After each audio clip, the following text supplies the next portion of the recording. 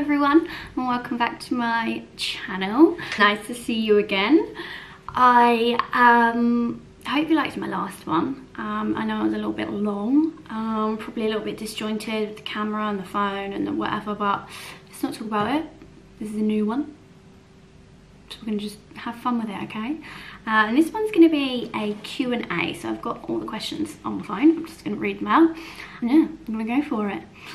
There was quite a few questions actually, so I've sort of picked the best ones, the ones that I think are maybe the most interesting.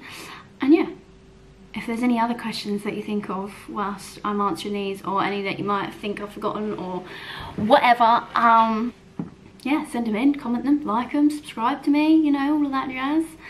So question number one, could you / would you ever go vegan? And I mean, I'm much more of a fish eater than I am a meat eater. All day long, would much prefer fish.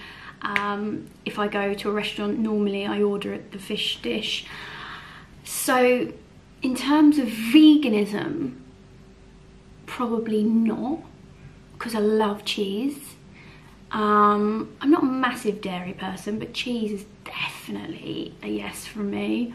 I mean, like things like cheesecake and dessert, generally desserts, I don't think I could go without. So probably no on the veganism. It's probably a no. I mean, I'd really like to. Like, I know it has such great environmental benefits, and global warming and CO2 and all of that. Like, I'm fully aware of how detrimental it is to our lovely world. However, in terms of my experiences and my likes and dislikes in general tasting of food, I don't think I could be vegan. I'm not a fussy eater, love all food, literally do. I mean, mushrooms, I don't like mushrooms, and I don't like tinned tuna. I don't think fish should be tinned. Correct me if I'm wrong. But anyway, beside the point.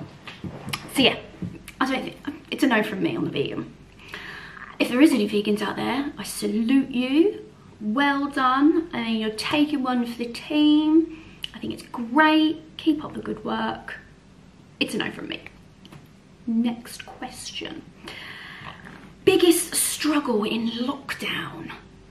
I mean, as I've talked about before, in lockdown 1, I worked nights in Tesco's. That was pretty much a struggle. Like, didn't enjoy any of it, so that was probably a big struggle. Like, the whole not knowing about work definitely is probably my main like stress about it. Like, I know I'll probably be able to see my friends and family. Like, I struggle with my grandma. So my grandma lives in France. She's not French. She moved there about 10 years ago with my granddad. Sadly, my granddad died not long after moving out there. So she lives out there on her own, and she's like 86. So that's a struggle, not being able to see her, not being able to catch up with her, and France is so delayed with the vaccines and stuff, and she hasn't even been vaccinated yet. So that's definitely a struggle, not being able to see her. I mean, life comes and goes. Like, friends I will definitely be able to catch up with, there's FaceTime and stuff, but things like employment and money, like that is just a massive stress. You know, everyone's got bills, everyone's got things to pay for, and work, and being self-employed, and you know, just started a business, that's scary. It's a bit scary. So yeah. Work, grammar. Next question. What do you think the key is to success? I mean, I wish I knew. If anyone else knows, please tell me, because I have expensive taste. I want expensive things, and you kind of need success to do them things. So I mean, I would like to say consistency and doing something you actually like doing and potentially are good at. I mean, that's always helpful. That seems like the obvious choice for key to success, I would say. Haven't mastered it yet. I mean, I like what I do, and I would say I'm quite good at it, but success is a little bit over there at the minute. Maybe I'll get there. But yeah, if anyone else knows what success is, or is successful, I am all ears. Question number 4. My dream car. Now this isn't, I don't know if anyone can hear the dog rolling around behind me. Can you stop it? For God's sake. Yeah, my dream car. I'm not, this is going to be really disappointing to some people, but I'm just not a big car person. Just not, never have been. I like cars that are 5 doors, just because I have a dog and it's so much easier to put him in the boot, so great. My dream car has to have sunroof, heated seats. A dog, great, because I'm always going to have dogs and they need to belong in the boot because I can't cope with dog hair everywhere. I'm not that fussed on colour, I'm not that fussed on make. I'm not one of them girls that's like, oh, get me a Lamborghini. I don't even know what to do. I don't even think I think you have to have a really high IQ to turn them things on. Dream car, a bit of a boring question from me because I just like sunroofs and heated seats. I don't know what to tell you. Next question. Do you believe in ghosts? Well, this is actually a bit of a funny one because when I was in school, I had me and my girlfriends, when we was in school, we used to always do sleepovers, and I don't know why. I just don't know why. Maybe, I hope this is a normal thing and there was lots of other girl groups that did this, but we insisted on playing, one of our friends had really long dark black hair and she just put it all over the front of her face and looked like the Grudge and the Ring girl and all of that. Like, it was actually terrifying. And there was this one time when we were staying at one of my friend's house, having a little sleepover. Bearing in mind, we must have been like 13, if that. And we used to do the Ouija board things, like a seance to try and, you know, that, what did you have to say in the mirror? Bloody Mary, Bloody Mary, Bloody Mary. Why? And yes, my answer is yes. I think I do believe in ghosts. I love scary things, I love scary films, and I love crime and thriller and all of that. I just love the adrenaline rush, I just do. But when it's actually happening to me, I literally freak. I literally freak. Oh, and we used to take photos, and you know, little white specks used to get. I used to think are they orbs? That is an orb, maybe. Yeah, I'm sure it's an orb. We used to be like, oh, there's an orb on your head. Oh, so yes. My answer is yes. I think I do believe in ghosts. I don't care. Next question is, what's been my worst job?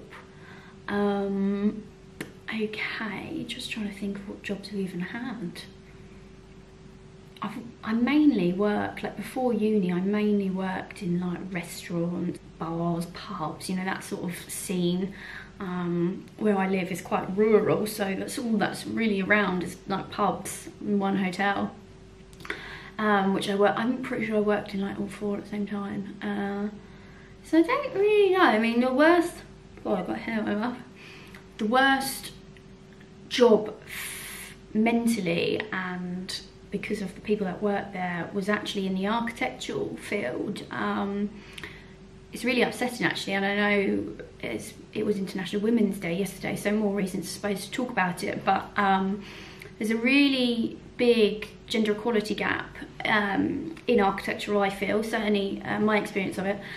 Sort of the first job I went into, there was about a £10,000 a year salary gap between someone who was exactly the same qualified as me, started a month later. He was a boy and I was a girl, and he was on £10,000 more than me, which I didn't find out until I left. And I'd asked quite a few times for a pay rise and was refused with absolutely no reasoning, just said that they couldn't find the funds. So that wasn't very nice, but I mean, they were a good company, but that wasn't great. It wasn't a great feeling. Pretty much the job I went to after that was a much smaller practice. And I got literally verbally attacked one day after about a week starting there. He held the meeting in a pub garden, and he'd been there all morning drinking lager, pints and pints of lager, so definitely half cut. Sat verbally attacking me, calling me names, saying I wasn't going to get anywhere, saying I was useless, I might as well stop now, I might as well pack my stuff and leave. It was absolutely horrendous. I couldn't have been very old then, really. It was maybe 3 years ago, maybe, yeah, 3.5 years ago or something. So I'd have been 21, 22. And obviously young, like inexperienced, so, you know, there's going to be places where improvement is needed and, you know, mentoring and teaching and things. So I'm not, like, I wasn't oblivious to that, but yeah, I hadn't been there a week, and it was awful. Like, even people in the pub garden came up to me like, are you okay? Like, do you need help? Is this man bothering you? Like, it was awful. And I remember sitting there crying in front of this man. This isn't me, this has actually changed me for the better, because if that situation ever happened again, I would just freak. And I remember literally being so upset, leaving the meeting in the pub. He stayed there, carried on drinking, shocker. So he was that type of man. And I remember leaving, being so upset and so disheartened, like, oh my god, like, is that really my future? Like, should I just give up? I literally couldn't believe it. Anyway, I remember trying to ring my dad, ring my mum, ring my eldest brother, and no one seemed to answer. It was just one of them days, you know, when you ring your entire family and they all seem to be busy. One of them, it happens a lot in my house. And I then got to my other brother, Connor, and he answered, and I like relayed the whole story to him, and he was just like, I don't really know what to say. Like, you either go back in there and get all your stuff and leave, or you know, you shrug it off and you take it as constructive criticism, which it wasn't constructive criticism. Obviously, he'd only heard my side, so he didn't know if I was being dramatic or whatever. Or it was over my lunch break, and yeah, so I had a meeting over my lunch break in the pub to get literally verbally attacked, shouted and screamed at. And by the time I had to go back to work, my dad had actually rang me, and I told him the story, and he literally said, get every single belonging you have and leave. So I did, and I never ever went back, didn't tell him why I was leaving. I have never heard from him since. Yeah, so that was also pretty horrible. And I think, I'm not convinced, my mum and dad won't actually tell me more about it, but I'm pretty sure my mum turned up at their office and had a massive go at this man. I mean, I was young and I was upset, and he was completely and utterly out of order. That's just two of the practices. Oh, and actually, whilst we're talking about gender and equality in architecture, one of the first practices that I worked in, they sacked me. He basically said, let's go out for dinner. Bear in mind, I must have been 18, 19 max. He said, let's go out for dinner. I was like, oh, is this a works thing? You know, is it a birthday? What's the celebration? He was like, oh, no, we'll just go and catch up. You know, we'll get to know each other better. So obviously I was like, no. Go home, go away, not interested in that. Weirdo. And then the following morning I woke up to a text saying, you're too much of a distraction, your head's not in the right frame of mind, you know, you're not suited for this job, collect your things and leave. So that's also nice. So that's actually what spurred me on to just go out on my own, because I thought it can't be any worse than working for these pigs. So yeah, they're probably my worst jobs, and it's ironic because it's in a career that I really want to, you know, make it in. I feel sorry. Any other girls, women, students out there learning architecture, trying to make your way in the architecture world, just go into it fearless, have skin like a rhino, ask for help when you need help, and do not let anyone talk to you like rubbish, or just because they're your superior, you deserve respect. So yeah, know your worth, sissy. Moving on. Any phobias? This is a bit of a weird one. I mean, I say I'm not scared of much. I'm not like frightened of like loads of things. However, I don't like bridges over water. I don't like driving over it. I absolutely hate walking over them. It makes my tummy flip. I don't know if it's because I can see the water running, or if I have like these weird mental things that if the bridge collapses, I'm gonna be in the water. I don't know what it is. I can't tell you what it is. I just don't like it. Like, it's not, no. I'm not like one of them, like, oh, I can't do it. Like, I will walk over a bridge of water underneath, but I just don't like it. It just freaks me out. It's, no. I mean, spiders aren't great, but I wouldn't say they're a phobia. Best and worst holidays. I mean, I have been on some pretty good holidays, I have to say. Norway, I'll put some pictures here of my trip to Norway. It was just unbelievable. We stayed with about 100 huskies. It's called Holm Husky Lodge, and it was absolutely amazing. And the accommodation was teepees outside in the dogs. I mean, from -16, staying in a glorified tent, probably in hindsight wasn't a good move.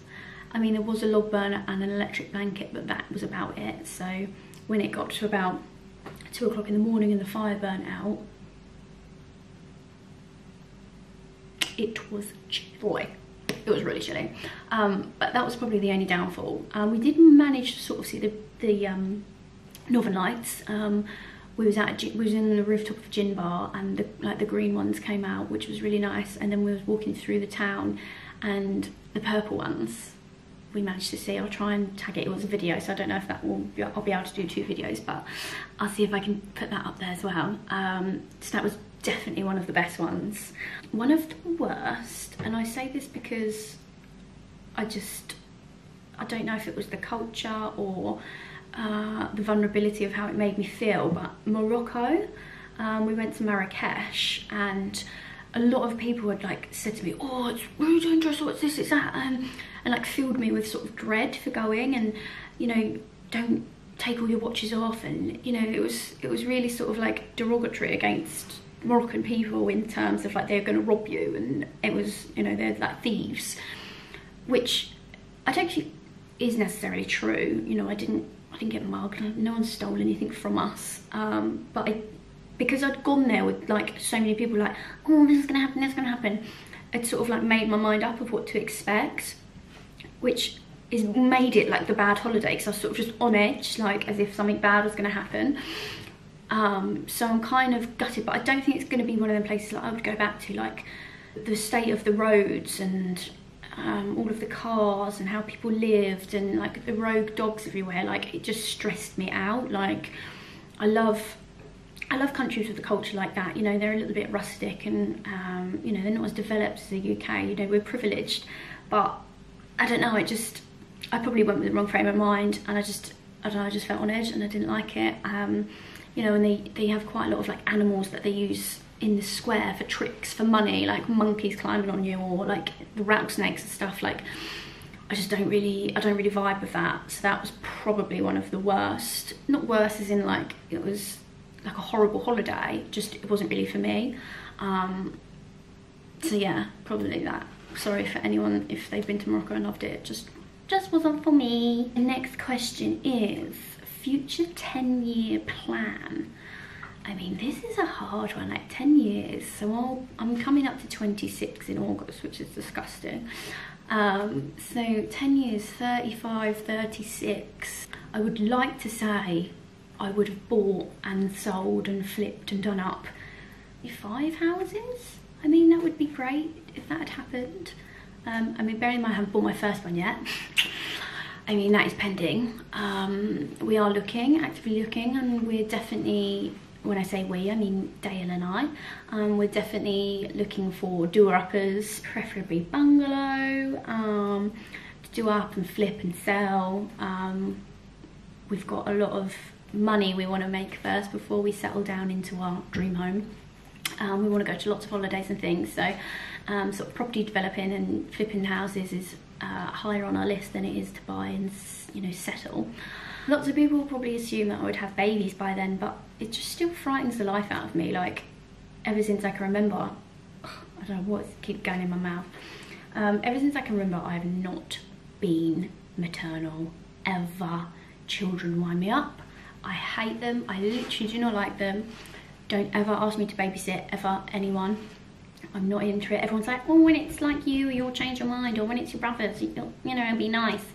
And maybe that's true. Maybe, you know, maybe that's the case. But if I had my way, I probably just wouldn't have children. Like, I'm too selfish. Like, I see lots of people have to, like, their entire life changes when a baby comes, which I know some people love, but I like my life. I like doing what I want to do. I like going where I want to go. Like, sometimes it's hard enough having like a dog sitter, And you know, realistically, you can leave a dog for a couple of hours on its own. Like babies, you just can't do that. Well, at least I think you can't, alright? So yeah, again, don't leave me with your baby. Don't ask me to babysit, because who knows? Who knows what might happen? I mean, I'd like to say I'd maybe be engaged, potentially married, but I mean, that's not high on my list. I've got a lot of holiday destinations that I need to work my way through. 10 years is a good time frame to do that in. I would like a few more of these. He's obviously 10. I would like to say that I would have him for another 10 years, but that's highly unlikely. But let's not talk about it, because then I'll start crying, and we can't have that. I don't want to cry, because I don't want to miss him. Look at him. He's waiting for his dinner. He's just being very impatient. I can't see my way out the end of this year. COVID is literally, I can't see the light at the end of the tunnel, let alone my 10-year plan. I can't see my 10-minute plan. Just going out in a restaurant would be great in the next 10 years, you know? A nice date, holidays, what even are they? So yeah, I don't know, maybe ask me in a year what my 10-year plan is and I might know a bit more. Go to drink on a night out. I mean, don't tempt me with a night out because it's really upsetting, but I love a gin. I'm one of them girls, I'm a gin lover, shoot me. I'm more of a fruity gin. Like, I don't really like citrus things. Don't like lemon, oranges, limes. It's just like orange flavoured gin. No. I'm much more of a passion fruit, like Bow gin, do the nicest passion fruit gin. That with a bit of slimline tonic. Me and the girls, slimline tonics, gins. Yeah, that's probably my go-to drink on a night out. I mean, if there's a bit of like pre-drink somewhere, a little glass of bubbles, that, you know, that goes a long way, doesn't it? Gets your head in the right space. And then it's straight onto the G&Ts. If anyone, I'm from sort of East Sussex, Hastings area, so if any other gin lovers out there, you should definitely get on the Hastings gin. They do a strawberry flavour now as well. It's just the nicest gin ever. It's so nice. So yeah, anyone that hasn't tried it, you definitely should. It's actually a bit hard. It's hard to come by, I think. They only sell it in like literally a few places. So do some research. They're on Instagram. You should check them out because they're nice. This is going to be my last question. The best to last. No, it's not really. What does a Goldie night out look like? What's it like to go out with Goldie? I'm guilty of being one of them girls that gets very loud when they're drunk, and I just can't help it. Definitely dancing, like all day, every day dancing. I'm not one of them like paralytic. Well, I say that. I say I'm not one. I'm normally always sick. Always. Like, not even if I'm that drunk, I'm pretty sure I might even be allergic to alcohol, or there's something wrong with me. Potentially I drink too much, but I'm not sure that's it. All my friends will agree. I get sick a lot. Not normally out. Well, that's also a lie. Why am I lying? Oh, I don't know. Why are we asking this question? Makes me sad that I can't even go out. So I don't even know what it's like to go out with me anymore. Like, do I even know how to do it? I don't even know. I don't even know how to say hi. Yeah, it's normally fun. To be fair, I mean, I probably shouldn't admit this, but I mean, the last time I actually went out with my brother, this is just even a small example. I think it's actually all works do, so that's cool. Maybe it works Christmas do. I obviously got really, really drunk, and I was actually on a good level drunk, and then we went into like the last bar, and I ordered a Parma Violet gin and tonic, and he said all of gin, like Parma Violet gins lined up, and I just took the bottle and poured it straight down my throat. Obviously got kicked out, told to leave, not allowed to do that. I mean, he probably had to throw the entire bottle away because obviously my germs. That was on a works night out. And not my finest hour. Always something weird that happens on our nights out. But one good thing there, always a right laugh. Always laughing, always joking, always messing around, taking the piss out of myself and probably all my friends. So yeah, never a dull moment ever, and I'm literally pining for girls' night. I mean, me and Dal have some really good nights out as well, like just us two. We're definitely that fun pair. We don't need a big group, we have fun on our own, but girls' nights out, you just can't beat them. I mean, like, I wish we could have just one, or every single girl I know, everyone just get together and just have one great big night out. Like, everyone's friends, just maybe every single girl in the UK. That would be great. I could just vibe on it. Hope you enjoyed, hope you found out some fun things about me. Obviously, if there's anything else you want to know or find out, do ask away, message me, comment. Anything that you think I've missed or haven't answered fully or whatever, let me know. But yeah, thanks again for watching. I hope this has been fun. I'll catch up next week, I suppose. I don't know what the next one's going to be on. Any suggestions, you know, send them my way. I have got a big list that I'm trying to work through, but I'm always up for new suggestions. So yeah, thanks for watching. Like and subscribe. Follow me on my little vlogging journey. And see you guys soon.